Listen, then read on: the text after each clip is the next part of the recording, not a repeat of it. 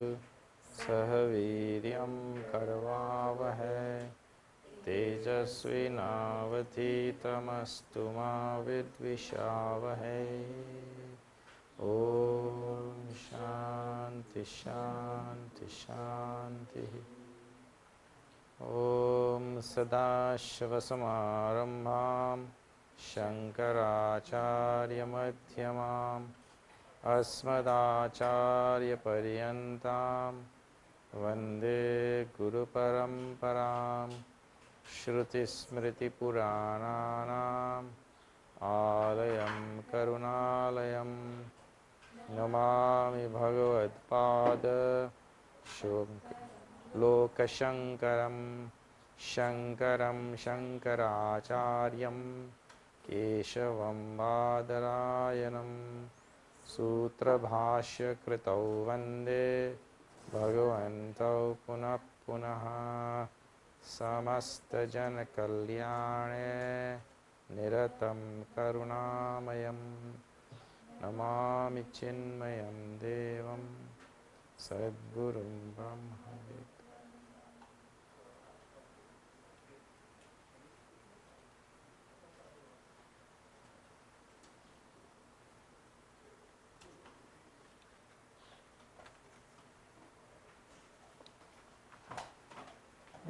Now we do chant again number 2.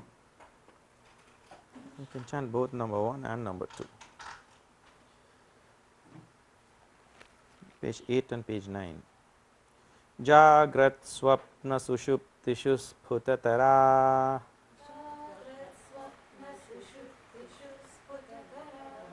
ya samvidujrimbhate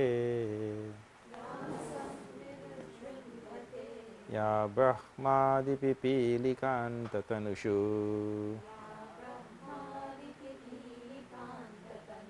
prota jagat sakshini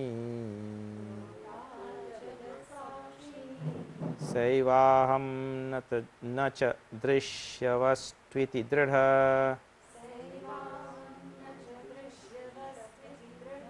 prajñāpi yasyāsti chet candalostu satu dvijostu gururityesha Manīṣā mama.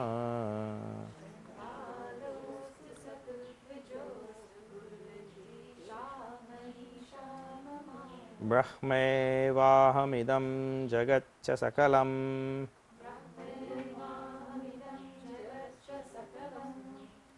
Chinmaya vistaritam sarvam chaitada vidyaya trigunaya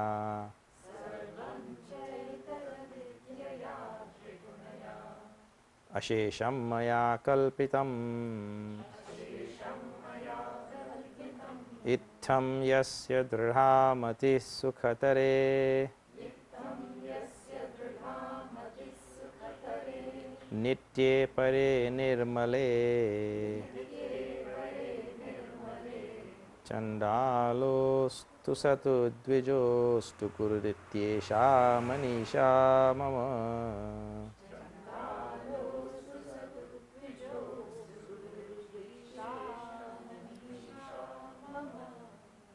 So number 2 verse is dealing with the Mahavakya Aham Brahmasmi, and it says in the beginning itself Aham eva Brahma.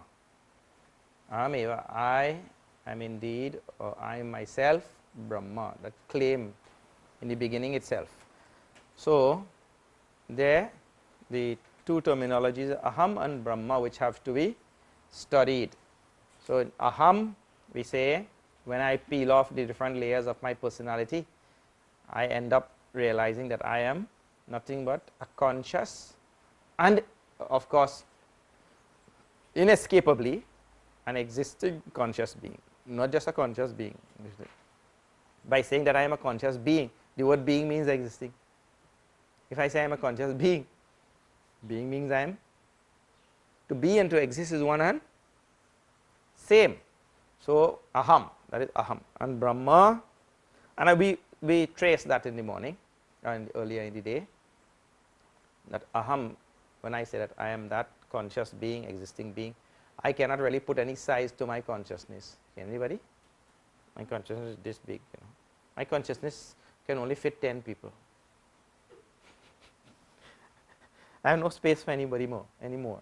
I can fit 10 people in what our consciousness is just infinite, like that. So, the study of one word I told. Then Brahma word we have to study. I am that Brahma which is Sat Chit Anand, and I told you in the Upanishad it is described as Satyam Jnanam Anantam Brahma, which is Sat Chit Ananda said in a different way. Now the Sat aspect is easy. I was telling the Chit aspect is a little bit more difficult, but the Ananda aspect is the most difficult. How I am Ananda? It says I am Sukhatare Nitye Pare Nirmale. In the third line is Ananda aspect of Brahman. Ananda aspect meaning bliss aspect. So that word is very difficult in English. For Ananda, the word which is translated in English is bliss, and in English there are so many words which are used, and because all these various words are used, lot of confusion comes in the mind. See, the Ananda aspect of Brahman, in English you have bliss, joy, pleasure, happiness, and sometimes the Sukha word is used. Satchit Sukham Paramaham Sagatim Turiyam, Sukham word is used. So, what exactly is this thing, this bliss? What is Ananda? And how do we understand the Ananda aspect of Brahman? Ananda aspect is to be understood not as any joy which is caused by anything, first of all. See, when I get laddu like you got today, then you get joy, right? So the joy is caused by the laddu. When you get that laddu, eat. So we are not talking about that, though that will be, that joy will be an infinitesimal part of the supreme joy we are talking about, because all joy will only have one source. You cannot have different sources of joy, but this joy is caused by an object, and if we did not get the object, then we would not have gotten that joy. The object becomes an occasion for the joy. When we are speaking about Ananda, we are talking about not joy which is occasioned by anything. We are talking about joy which is natural and sahaja. Sahaja means natural to us, our nature. So when we study our nature like that now, in my nature there is joy, same sort of joy which I get from eating laddu. It is not to be taught like that, joy and pleasure and jubilation and all that sort of thing. The joy of Brahman or the Ananda of Brahman is to be understood in the form of Shanti. Shanti means peace. Jnanam labdhva param shantim adhigacchati. The person reaches a supreme state of Shanti. So that Shanti is what we mean by bliss. Right. It is not the presence of an object, but it is the absence of all. It is not joy which is caused by objects, it is joy which is in spite of objects. This light keeps coming on and off. That bulb.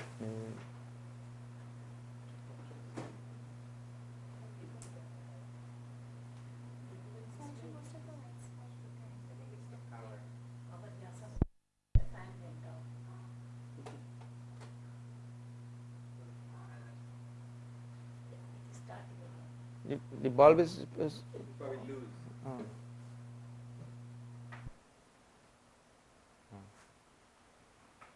know what? She said to put this light too. okay. Is your camera has enough light? You're seeing? Yeah, I'm seeing some. But just now you will not get any light from there. This will be the only light. These two. Okay, let's see.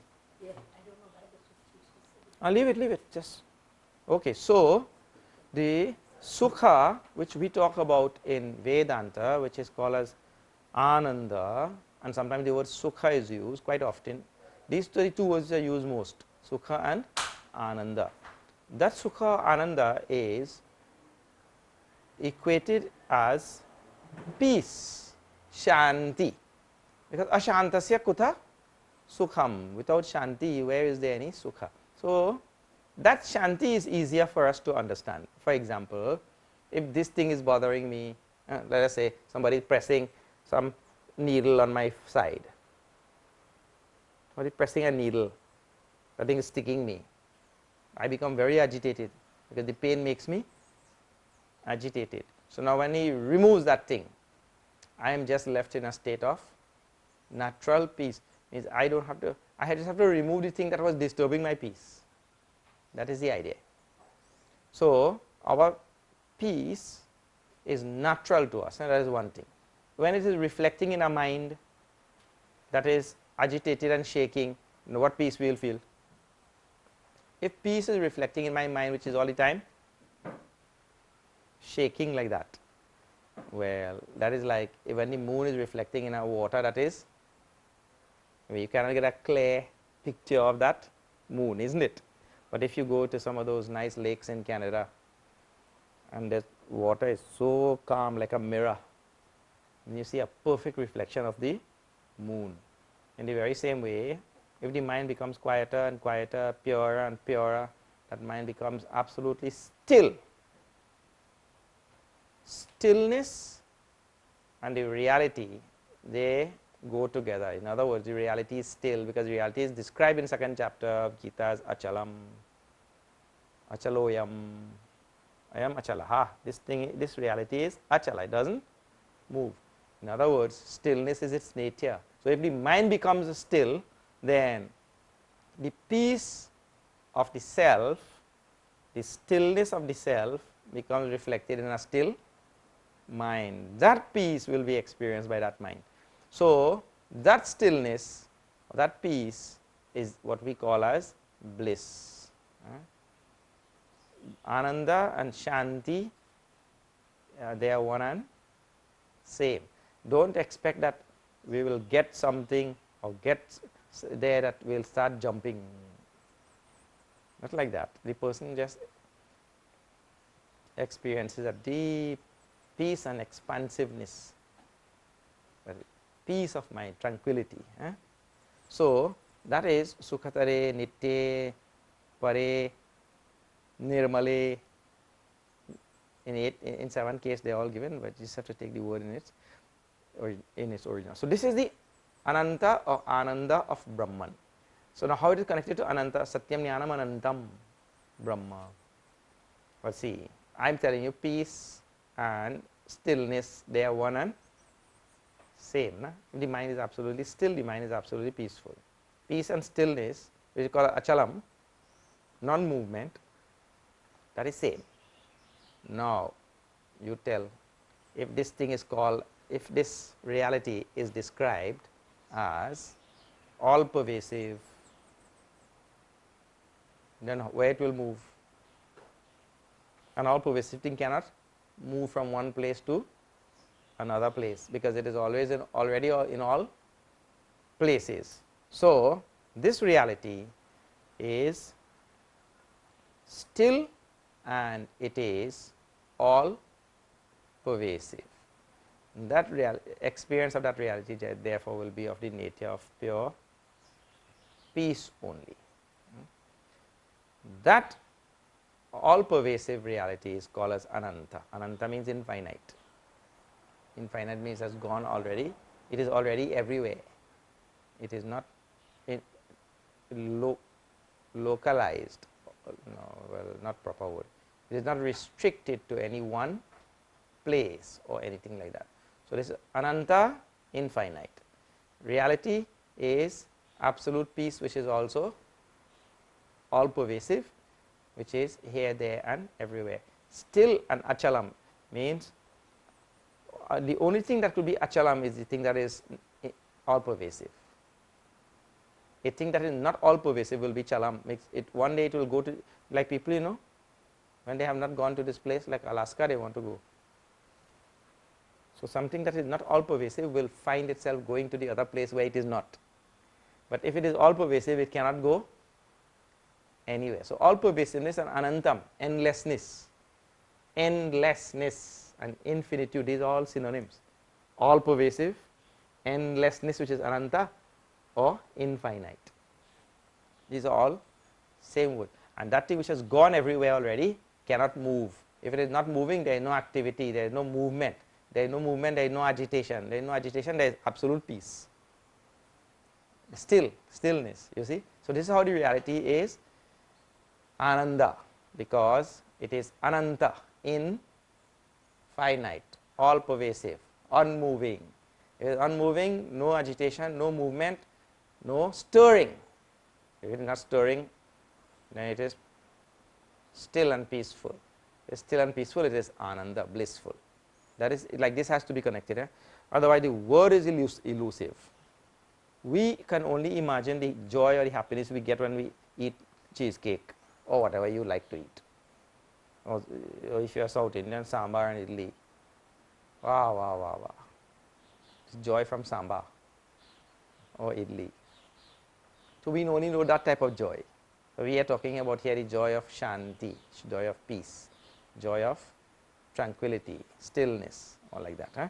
So that Brahman, which is Satyam Jnanam Anantam, is having the same Swarupa, intrinsic nature as I am. If we analyze myself, or if we analyze Brahma, we will realize that this Swarupa of both are one and same.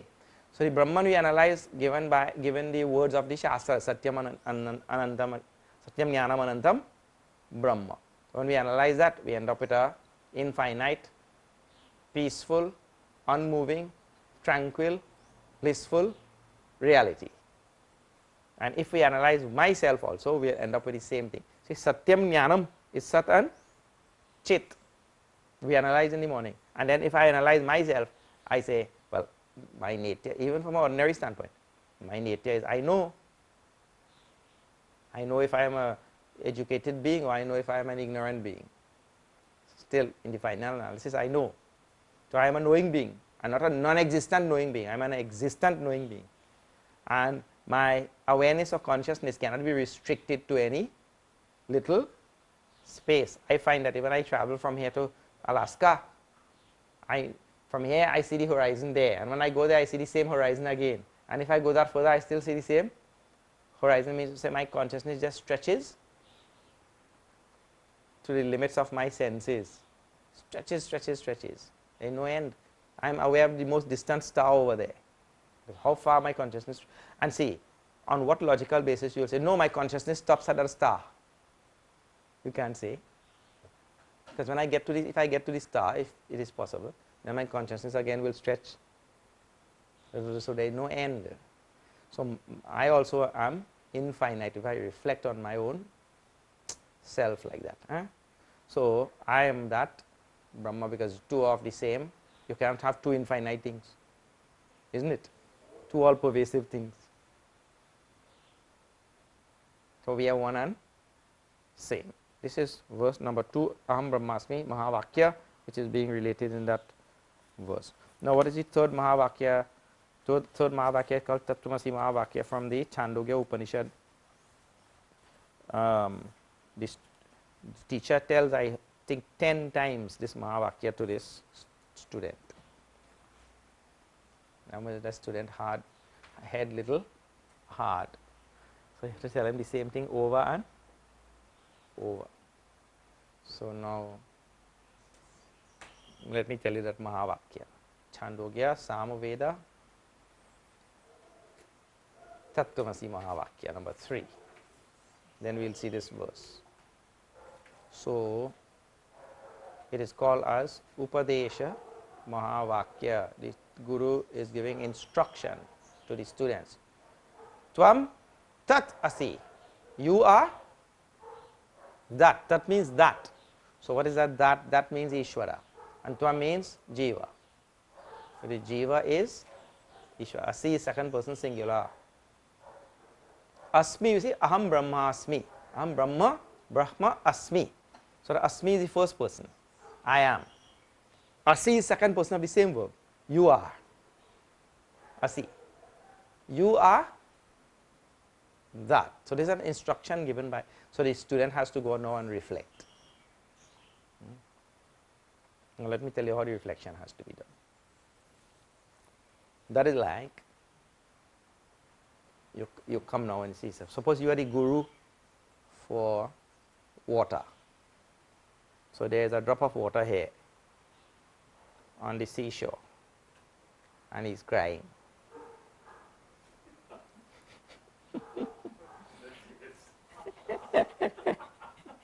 And there is the ocean over there and he's looking at the ocean and he's crying. So you are the guru, you come and you tell this drop, thou art that. So the drop will say, what type of guru are you? You intend to confuse me? So then you explain to the drop, no, no, I don't intend to confuse you. You just have to think about what I said. You are that. So he says, what do you mean I am that? And how am I supposed to think? I am a little drop. I am this size. He is that size. I am helpless and defenseless. Just now when the sun rises and it gets hot, I will evaporate. And no matter how many thousands of years the sun has been shining, that fellow has not yet been evaporated. Then I cannot drown anybody. He had drowned so many people. If you put a boat on me,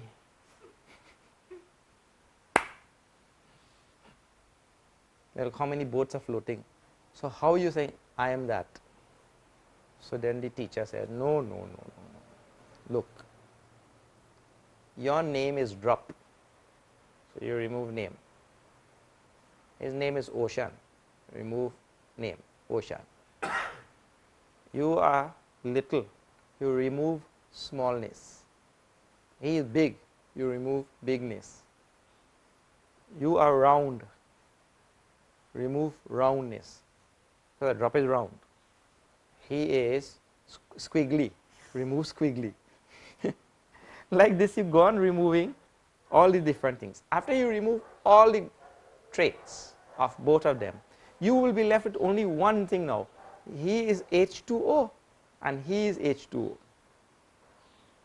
So when I was telling you, thou art that, I am speaking from the level of your fundamental nature,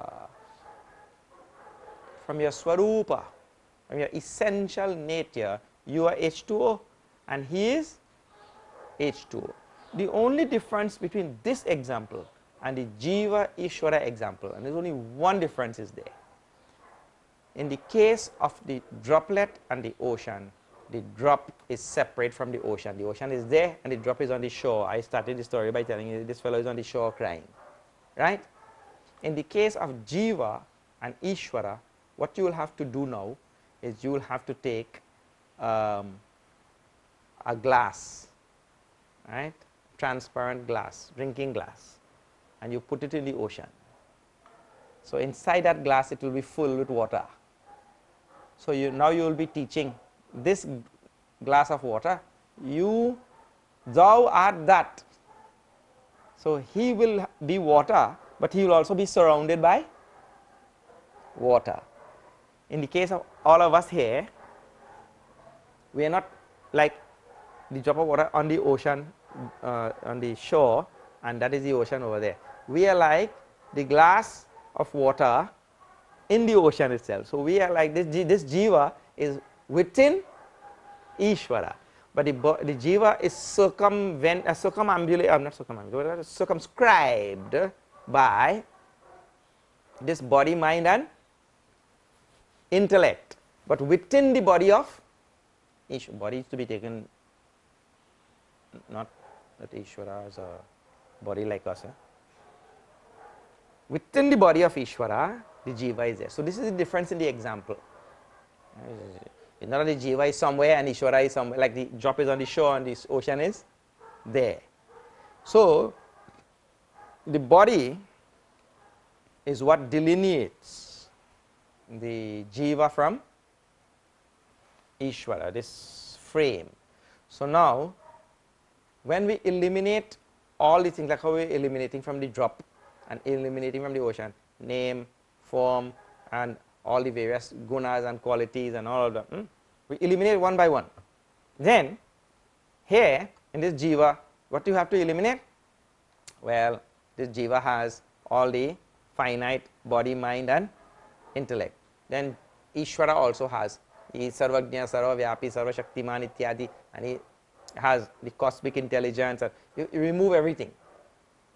That Ishvara essentially, basically, at his fundamental level is nothing but Satchit Ananda. And when we peel away the layers of the Jiva also, we realize that that Jiva also is Satchit Ananda. And peeling away all the various layers of the both, from that standpoint we say, thou art that. So, it is called a Bhagatyaga Lakshana or Jahala Jahal Lakshana. Meaning to say, there are some things from the Jiva which we remove and some things from Ishvara which we remove, but something from both of them which we keep. Keep means what? From the Jiva, we remove all body, mind, intellect and everything, and we keep the Satchit Ananda. And from Ishvara also we remove all his conditioning of Sarvajna, Sarvashaktiman ityadi, and the cosmic intelligence and all such things. This Virat, his cosmic body. We remove all that. Behind Ishvara also is Satchit Ananda. So we are keeping Satchit Ananda and we are dropping other. This is how the meaning of Tattvamasi Mahavakya is to be studied. In other words, the Jiva and Ishvara at the fundamental level is one and same. And the Jiva, Ishvara is all pervasive, and the Jiva cannot be outside Ishvara then. Where you will be? If something is all pervasive, how you will be outside it? So the Jiva is within Ishvara. So this is called, this is like the example which I give the students in class is very nice example. See, if suppose all this is water, and over here a little bit of that same water, 2 inches by 2 inches, freezes over and becomes a cube. This is the best example actually. It freezes over and becomes a cube. This example will clarify many things. You have to reflect on it again and again. Now, that cube now gets Nama Rupa, isn't it? It gets Nama Rupa. His name is Mr. Cube, and Rupa is 6 sides, 2 inches by 2 inches, 6 sides. There's Rupa. And now, if the amount of H2O, which is now restricted by that cube, if that H2O gets identified with cube, and he says, I am 2 inches by 2 inches, my name is Mr. Cube, and I have 6 sides and sharp edges, and I am powerful and solid, and the rest of the water is liquid, no good. I am hard and powerful. If he starts thinking like that, then he is identifying with Nama Rupa, means the water in there. He is identifying with Nama Rupa, but he is surrounded by water only, isn't it? And the other thing is, Nama Rupa for that cube is absolutely false. If you really think about that, you will see. Because let us say now that cube melts. There is no such thing as sides remaining, there are no edges, no corners, no Nama, no Rupa remaining there when he melts. Means all water goes back to water, and where does Nama Rupa go? Nobody knows. This is Maya, Kalpita, Anirvachaniya, unspeakable. You don't know where that Nama Rupa goes. Because the water melted and mixed up with the rest of the water, but the six-sidedness, where did it vanish? It's because it is purely Maya Kalpita, projected by Maya. So, this Jiva has to remove his Nama Rupa like that, means dissolve Nama Rupa like that. Tattvam Asi is that. So, this is the instruction given by the Guru to the student. Now, here this verse also is now speaking about this Tattvamasi Mahavakya, and this now see. Shashvannashvarameva Vishwamakhilam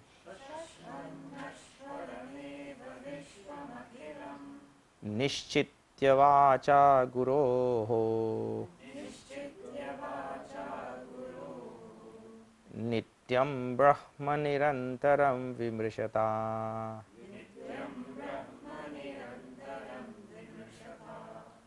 Nirvyaja Shantatmana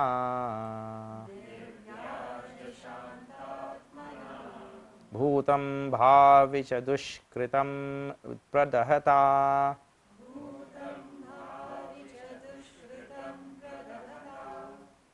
Samvinmaye Pavake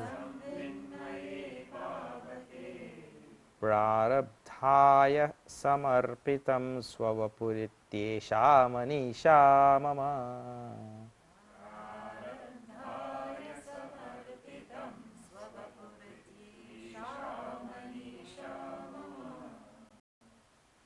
Now,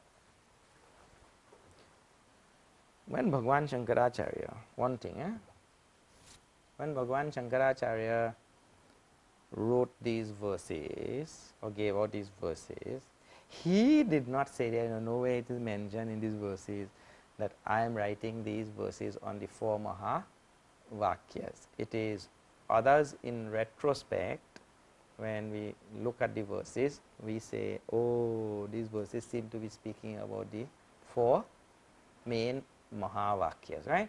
So, it will require a little bit of doing on the part of the student to see how exactly the lines are matching up to the Tattvamasi Mahavakya. Well, one thing, remember, Tattvamasi Mahavakya is Upadesha Vakya. Upadesha Vakya means what? The Guru gives an Upadesha and the student is supposed to go and reflect on that Upadesha. How is it that what the Guru is saying is so? He says Tattvam Asi, you are that. How that is so? So, the student has to go and reflect. So, now here, first thing you see, Guroho Vacha, the Vacha of the Guru, means the teaching or the words of the Guru. Nishchitya, affirming in the mind, having affirmed in the mind, having really done great reflection on the words of the Guru. Now, what word of the Guru? The word of the Guru is Shashvannashvaram eva Vishwamakhilam. The entire Vishwa, Vishwa means Jagat, so world, cosmos, right? It is Shashvannashvaram, it is Shashvat Nashvara. It is in a permanent state of change. So, now there are two contrary words. One is permanent and one is change.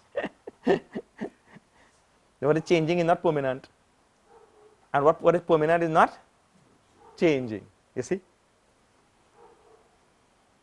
Like completely complete. We have such phrases and also, but permanently changing. Wow, two contradictory words. You say he gets progressively worse. Have you heard that? Progressively worse. Progress means better, you know. So he gets progressively worse. All such phrases are there in English. So here also Shashvat Nashvara, Nashvaram, permanently changing, permanently being destroyed, permanently disappearing. All such meanings. So permanently changing. Now let us study that a little bit.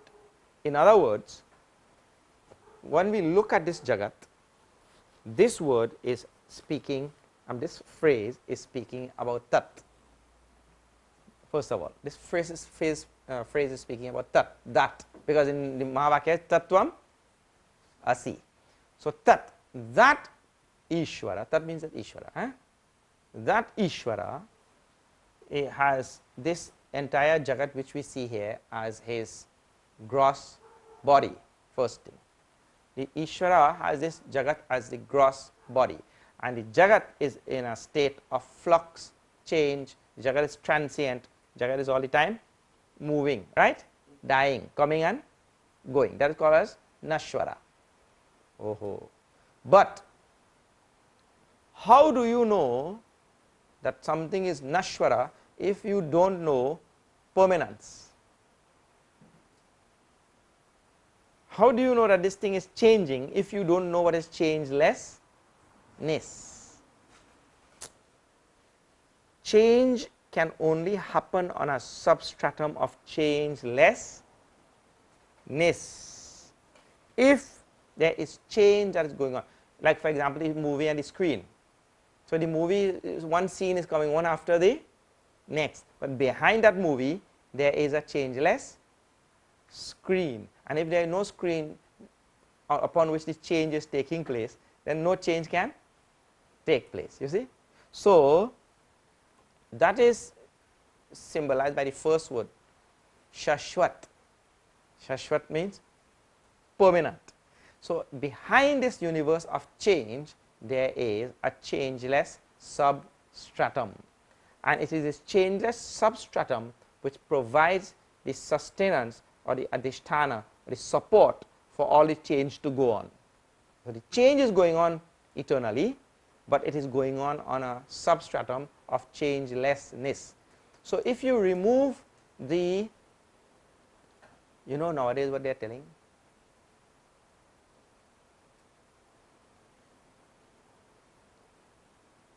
if you remove animals from the earth, then you are removing essential parts of the food chain, you know.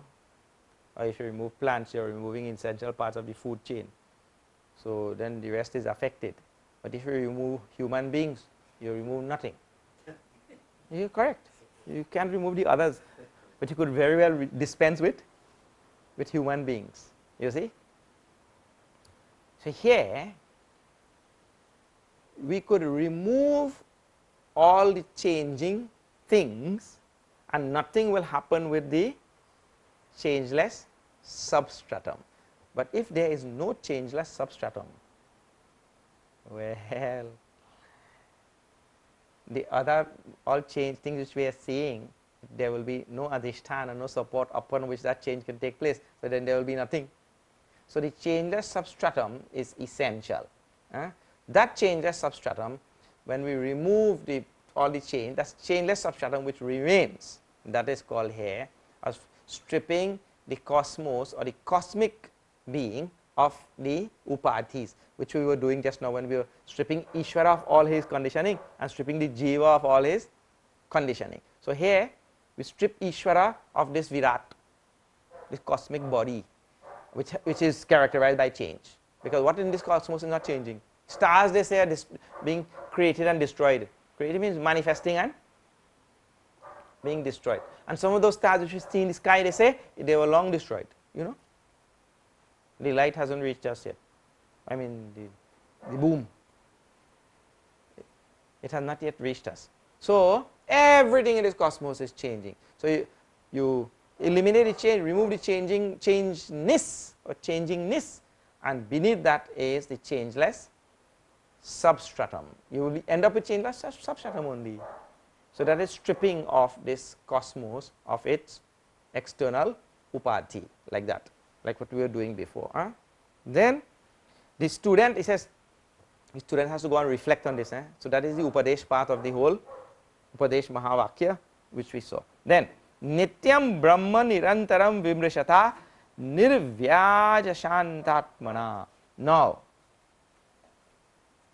with a Shanta Atma, Shanta Atma means a peaceful, calm mind. Atma means mind. With a calm mind, the student has to sit down and now remove dissimilar thoughts. nirvyaja shantatmana. Vimrisha. Vimrishata. Vimrishata means reflect and eliminate. Bhagavan is Vimrisha Itadasheshana, is using this word way down in the end of Bhagavad Gita for Arjuna. Means consider and remove. There how it is used? Bhagavan has this path laid out for Arjuna, and this path Arjuna wants to run away from battlefield. So one is run away, the other is stay here and fight. So you consider and eliminate one, and you can do two, or you will go to two ways. So this reflecting in order to eliminate one, he is using it like that for Arjuna there. So here now the same word, consider now all the things which you are and consider things which you are not. And how to do that? With a calm, quiet, peaceful mind. That is the idea. A calm, quiet, peaceful mind. Now what will happen if the student is able to do that? He will eliminate what he is not. Am I his body? No, because the body is known. Am I the mind? No, because the mind is known. Like that. And today morning we did the same sort of analysis, right? And we go, I am really essentially a knowing being. I know the mind. I know that I know. At a very fundamental level, I am a knowing existing being. And we saw that that knowing being is not in any way finite, because you cannot put a finitude on consciousness, isn't it? So I am that pure Satchit Ananda. Means when he removes this similar thoughts, things which are not me, when he removes that, then he realizes I am Satchit Ananda. So when he removes the upadhi of Ishvara, which is this changing Jagat, he ends up with, at that time, he ends up with the changeless substratum of the universe. Changeless substratum exists or not? Well, it is existing and it is infinite. And when he removes his own upadhis, he ends up again with changes substratum. That is what is given here, Nityam Brahma Nirantaram. Because when you remove the two conditioning, Jiva conditioning, Ishvara conditioning, what you are left with is not Jiva or Ishvara anymore, but Nityam Brahma, the absolute reality. That time is neither called Ishvara nor Jiva. What is left is the eternal consciousness, Brahma. Nityam Brahma, Nirantaram, Vimishata, Nirvyaja Santatmana. So this is how the verse is speaking about the Mahavakya Tattvam. I see the student has to sit down and reflect like this and do this. Perform this vichar, do this vichar and eliminate the upadhi from himself and from also from Ishvara, the cosmic manifestation. Bhutam bhavicha dushkritam pradhatasam vin chinmaye pavake. Now see, samvin maye pavake means, pavaka means fire, and these both are given in 7 cases. And samvin maye means a fire, pavake means a fire which is made from pure consciousness. Fire made from pure consciousness means what? It means to say, in realizing his state of pure consciousness, my own state of pure consciousness, pradahata, burning, having burnt away, what? Dushkritam, all karma, evil karmas which have been done, dushkritam, evil karmas which have been done and which will bear fruits in the future, or which is stored in my sanchita karma past. All karmas which have been done, which will bear fruits in future, or which is stored in my whole past, it does not matter. So that is why bhutam, past, and bhavi means future. All the karmas that will necessitate future bodies, all these karmas, they get burnt when I realize my true nature. Today we were talking about this only. When I realize my true nature of pure consciousness. So in other words, the student has to sit down, reflect, contemplate and discover that his nature is nothing but pure consciousness by stripping away his upadhi and stripping away the upadhi of Ishvara. Strip away the upadhi of both, shed both the upadhis. Then what is left? Then Nityam Brahma, which is of nature of pure consciousness, which is also here called as Samvit. Samvit. Samvit word we saw on the first day. Samvit word means consciousness. So Samvit Maya power ke, fire of consciousness made up of consciousness. Because Maya word is coming there. Maya means that fire of consciousness. In that fire of consciousness, discovering that I am pure consciousness, all the upadhis strip away, and with that also all karma, the simple way to say this is all our karmas get burnt. Now there are three types of karmas. There is what we call as sanchita karma, there is prarabdha karma, and there is agami karma. So sanchita karma is all the karmas I have done in countless infinite number of lifetimes. All these karmas are stored up in my great storehouse of karma called as sanchita. And with a little package from that storehouse, just this much, we come in this life. Now this will be exhausted in this life, but then there are so many lifetimes yet to come to exhaust all of those. And the quandary about that is, when I come here to exhaust this much in this lifetime, I create this much and I put it back in the storehouse, and that goes on and on and on. In Bhagavad Gita, this thing is called as karma bandhana. Now we were seeing this there in chapter 4 also, just now in the yajna. Karma bandhana. So that karma bandhana is irremovable unless there is the discovery of one's own Chinmaya. Chinmaya word is given in 7 cases called Chinmaya. Or here it is called as Samvinmaya. Samvinmaya and Chinmaya is one and same thing. We saw that Samvit and Chit and Chaitanya and all of these words they are same. So here this realization of one's nature as consciousness will burn away all that sanchita karma, and it is from that sanchita karma a little package is taken out to come in this birth. So if it is all burnt, what will come? Therefore no more births. If sanchita karma is burnt up, it is from there the package comes to just warrant this body, mind and intellect. So if that is all burnt up, now there is no karma there to come to form body, mind and intellect. So there is no rebirth. Punarjanmana vidyate. That person doesn't have any more after that. So that is what is being spoken about. All the dushkritam is what is given there. Dushkritam means all the bad karma. What is bad karma? In this teaching, bad karma is not that you go and you steal the neighbor's watermelon or something, you know. We are not talking about that bad karma. We are talking about any karma which we do and we put in that sanchita storehouse, which will warrant future bodies, good and evil. Because good karma also warrant future bodies. Because if I do good things, that also will go and I have to come back to reap the result. Otherwise, who will reap the result of your good things? Dushkrita means which warrants future bodies. Not only what you see, what happens is we have all learned to think like Westerners, because in Western societies they have do's and don'ts, and this is a list of all evil things. Don't do this thing. That is called bad karma, and all of these things is good thing. We call it good karma.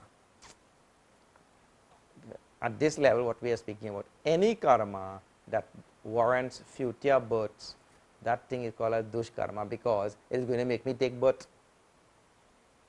And if it is going to make me take birth, I will come back to this world of pairs of opposites, and I will have joy and sorrow, sukha dukkha, labha alabha, jaya ajaya. I will have all the pairs of opposites when I come back here. Health and disease. Every child who is born, saint, mahatma, sadhu, raja, rank, fakir, doesn't matter. Everybody go through the same pairs of opposites. You see? So all karmas which is there in sanchita, positive and negative here is called the other way to say dushkarma is sanchita karma. So all of them get burnt away. But for who? Only the person who realizes his nature Sachit Ananda, not for any other person. The one who realizes Nitya Satchidananda. Prarabdhaya samarpitam swa vapuhu iti esha Manīṣā mama. And now, upon realization that my Nitya is Samvinmaya, Chinmaya, I burn away all my Sanchita karma. But what about the Prarabdha karma which is coming here now? This Prarabdha karma started, nobody could stop. That is like a arrow that has left the bow. Once the arrow has left the bow, you can't say, oh, sorry, come back. The Prarabdha karma which started, which says, and that's called Bhavi by Tulsidas ji. Bhal pe likha hai. It's already written on our, we'll live like this and we'll reach till 70, 80, 90, whatever, some people which are 100 and something. That is already, so that will happen, that will go on. So he says now this student or this seeker who realizes his essential natures, Satchidananda, he now resigns this body to the Prarabdha, let the Prarabdha take its course. And whatever has to happen, it will happen. And all of them do just like that. You will see all our great sages and all, nobody is exempt from this Prarabdha. Ram Krishna Paramahamsa had cancer in his throat. Bhagavan Sri Ramana Maharishi had cancer on his shoulder. Our Puja Gurudev had all high blood pressure, heart problems, diabetes, you name it. He had Prarabdha. Prarabdham pushyati vapuhu. Prarabdha pushes the means nourishes. Pushyati vapuhu. Bhagavan says in Vivek Chudamani, takes the body along. If whatever has to happen, it will happen. So this person resigns this body now to Prarabdha. Let what has to happen to this body, let it. And Bhagavan Shankaracharya takes this further in other place. Doesn't matter thereafter where his body drops in a ditch or his body. Otherwise, we are very particular about it. We'll give him a nice send-off, you know. People, human beings are like that. We'll give him a nice send-off. We send him in a limousine hearse. I mean, his final journey. People say it's his final journey. So we'll send him in a limousine hearse. All sorts of nice things like that people discuss and all. No such thing for this person. If the body drops, you know, in some of the Farsis in India, they put that body over there for the crows and all to eat. Have you seen? Yeah. Because the one who was dwelling in that body, he is merged with the reality. So what does it matter? But we have all sorts of things we have developed, especially in these Western societies, and all of us have become part of it also. Respect the dead. So when he was alive, nobody respected him. Now you respect him, you respect the dead and all that kind of thing. What? Kabir Sahib is a Hans ur gaya. He has already flown away. Yeah. Yes. So, Prarabdhaya samarpitam swavapuhu. He resigns his body to Prarabdha. Let Prarabdha do what it has to do and let his body drop where it has to drop. Other people make elaborate plans for their funeral, you know. They sign contract and they go to the undertaker. You have to, and specific, you know, he is Hindu. When you bury him, when you are going to cremate me, put chandan. Yeah. What all details? What chandan will give mukti or what? Nothing. Mahatmas never ever think what will happen to his body, where it drop, where it doesn't drop. They don't care. Thing.